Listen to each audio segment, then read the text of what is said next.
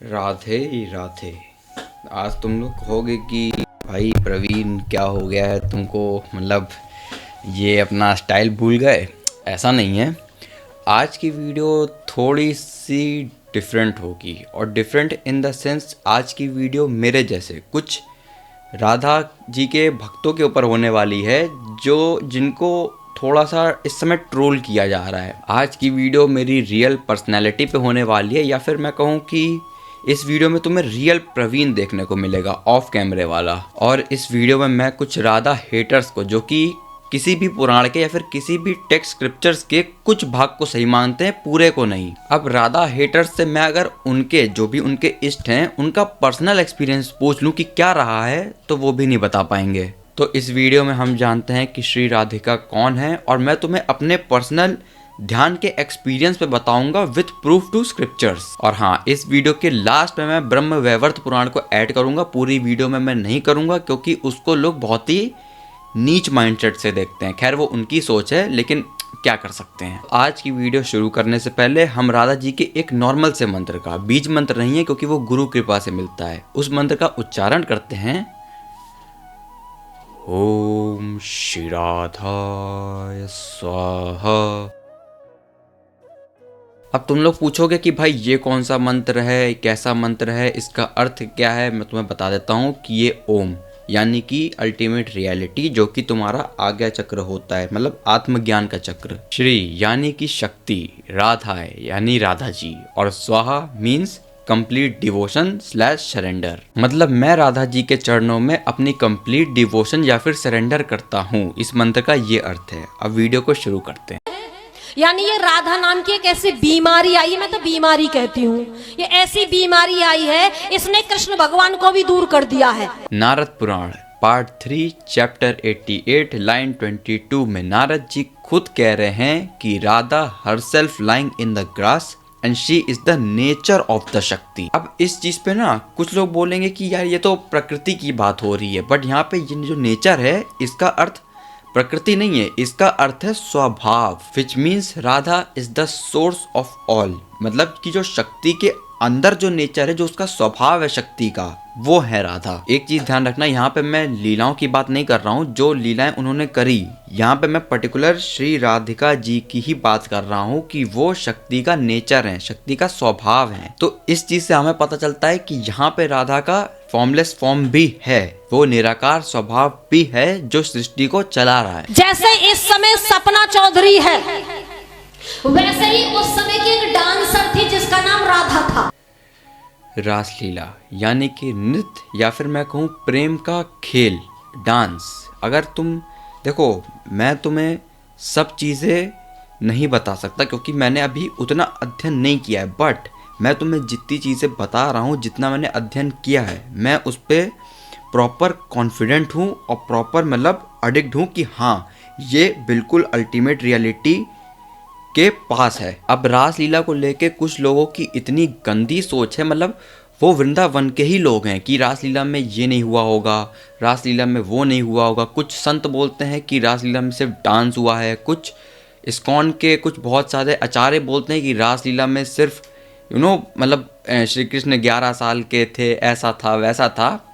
To be honest, जो तुमने ब्रह्म वैवर्त पुराण में रासलीला पढ़ी है वही हुई है और वैसी ही हुई है। बस तुम्हारा माइंड सेट, जो कि मतलब मैं कह रहा हूँ इस खराब दुनिया में इतना पड़ चुका है, तुम उस चीज़ को समझ नहीं पा रहे हो। जो एक्चुअल रासलीला है ब्रह्म वैवर्त पुराण के अकॉर्डिंग, मैं तुम्हें अभी यहाँ पे दिखाऊंगा नहीं क्योंकि बहुत सारे हेटर्स भी इसको देख रहे होंगे, बट ठीक है। इन शॉर्ट, अगर तुम्हें जानना है कि रासलीला क्या है, रासलीला एक एक्ट है जहाँ पे, मैं रूप भी नहीं बोलूँगा, जहाँ पे भक्त और भगवान का मिलन होता है। देखो, दो तरीके के यूनियन होते हैं। ये चीज़ हमारे लिए नहीं है, जो हम मटेरियल यूनिवर्स में रह रहे हैं वहाँ के लिए नहीं है, ये उनके लिए है जिनके पास एक दिव्य शरीर है, जो प्रकट होते हैं। तो इन शॉर्ट, अगर तुम्हें जानना है कि रासलीला क्या है, मैं तुम्हें बताता हूँ। देखो, दो यूनियन होते हैं, एक फिजिकल यूनियन, एक स्पिरिचुअल यूनियन। स्पिरिचुअल यूनियन यानी कि तुम्हारे आंतरिक में जो शक्ति है उसका मिलन तुम्हारी चेतना से होना, और फिजिकल यूनियन ये रासलीला।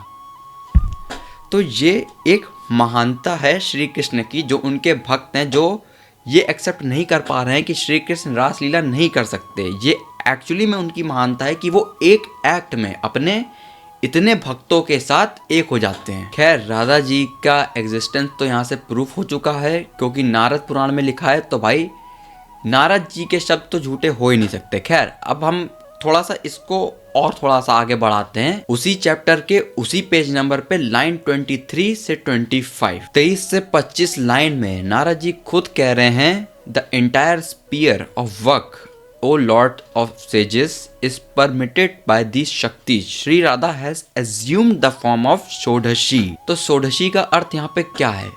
16 कला और 16 साल, यानी कि श्री राधा जो हैं वो 16 साल की युवती की तरह दिखती हैं।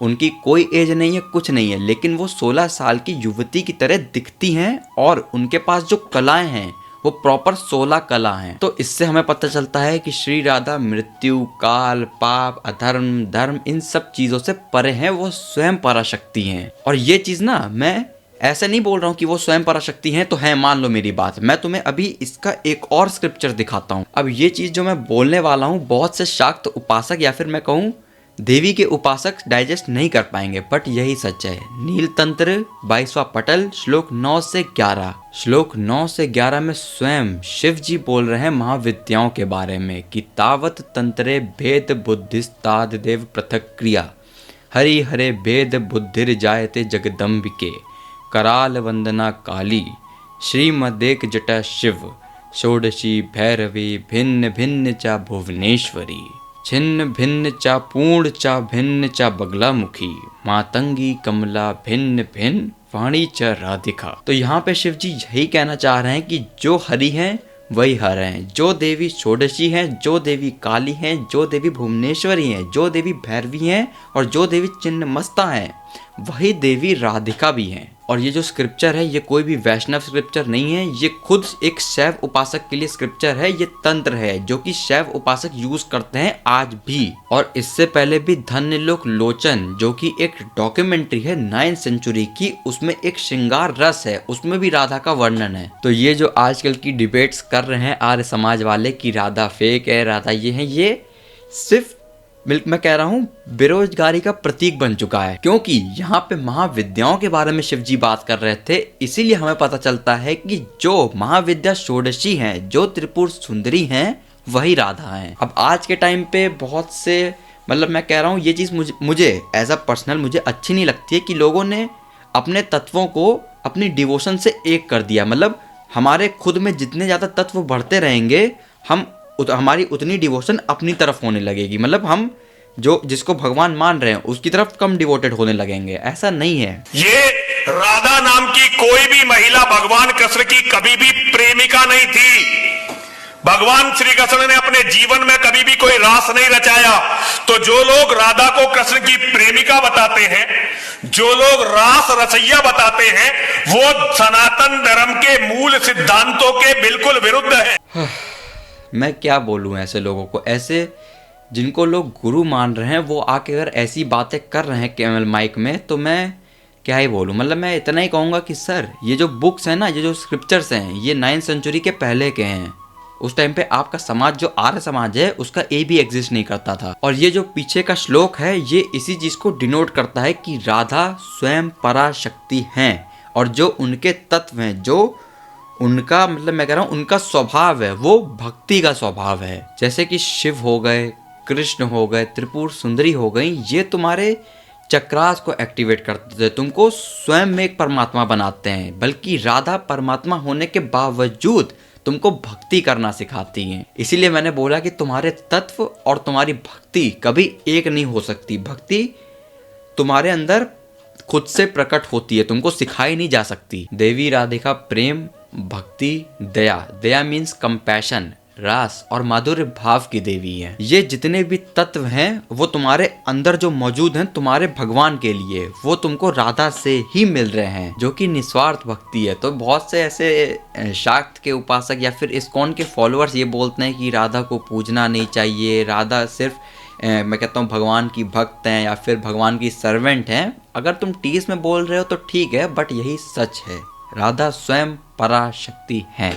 और मैं ये जितनी भी चीज़ें बोल रहा हूँ ना, मैं कहता हूँ कि तुम मेरा विश्वास मत करो, तुम खुद अध्ययन करके देखो इन चीज़ों पे, तुम्हें खुद सच पता चल जाएगा। और ये भी एक रीज़न हो सकता है, मतलब मैं ये नहीं कह रहा हूँ कि ये रीज़न है, बट ये रीज़न हो सकता है कि राधा का नाम वेदों में नहीं है, क्योंकि राधा पराशक्ति का वो सच है जो कि भक्ति मार्ग में है। वो बाहरी रूप से परमात्मा बन के नहीं रहना चाहती हैं, वो सिर्फ भक्ति करना चाहती हैं। तो जितने भी दूसरे संप्रदाय के लोग हैं जो कि टीज करते हैं देवी राधा के एग्जिस्टेंस पे या फिर देवी राधा के भक्तों को, देवी राधा इन तीनों देवियों की और श्री कृष्ण की भक्त हैं, पर वो स्वयं में भी एक देवी हैं और उनकी उपासना करना ये बिल्कुल सही है। और इवन श्री कृष्ण, शिव जी और देवी, इन तीनों ने कभी ना कभी देवी राधा की प्रशंसा करी है और उन पे ध्यान लगाया है, ये सत्य है। और स्वयं शिव जी ने उनके ऊपर एक स्तोत्र भी लिखा हुआ है। अब तुम उसको रियल मानो, फेक मानो, वो तुम्हारा माइंडसेट है, बट रियलिटी यही है कि देवी राधा का एग्जिस्टेंस भी रियल है और उनकी पूजा करना भी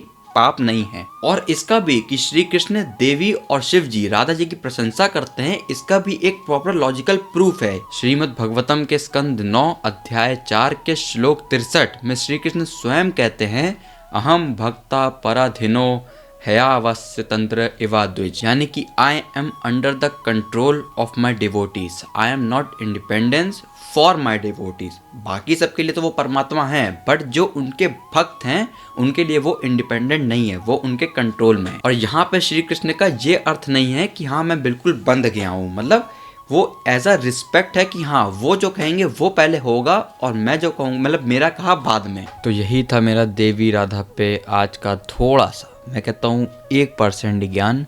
और मैंने आगे की वीडियोस भी शूट करी थी, बट वो किसी कारण की वजह से उसमें ऑडियो रिकॉर्ड नहीं हुई है, तो वो अब मैं नहीं डाल पाऊँगा। ये वीडियो बननी थी 15 से 20 मिनट की और अब ये यहीं ख़त्म हो रही है। बट हाँ, इतना तो आ ही गया है कि तुम लोग को समझ आ गया होगा कि एग्जिस्टेंस भी रियल है और उनकी पूजा करना भी सही है। तो बस आज की वीडियो के लिए सिर्फ इतना ही। ये मेरी आखिरी वीडियो थी ऐसे डिवोशनल टॉपिक्स पे, क्योंकि मैं इस चीज़ को सोशल मीडिया पे नहीं लाऊंगा कभी भी।